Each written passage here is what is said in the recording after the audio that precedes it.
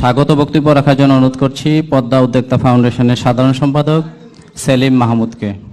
স্বাগত বক্তব্য রাখছেন সেলিম মাহমুদ। শুভ সন্ধ্যা। আমি আমার স্বাগত বক্তব্যের শুরুতেই পরম শ্রদ্ধা আর ভালোবাসায় স্মরণ করছি মুক্তিযুদ্ধে আত্মদানকারী লাখো শহীদদের, যাদের জীবন উৎসর্গে আমরা পেয়েছি স্বাধীন সার্বভৌম বাংলাদেশ। ডিসেম্বর মাস আমাদের গৌরবের, বিজয়ের আর আনন্দ অশ্রুমাখা মুক্তির মাস। বিজয়ের আনন্দকে আরো বাড়িয়ে দিতে পদ্মা উদ্যোক্তা ফাউন্ডেশন আয়োজন করেছে বেস্ট এন্টারপ্রেনার অ্যাওয়ার্ড 2024। আজকের অনুষ্ঠানের সম্মানিত সভাপতি পদ্মা উদ্যোক্তা ফাউন্ডেশনের চেয়ারম্যান মোহাম্মদ মনিরুজ্জামান অপূর্ব।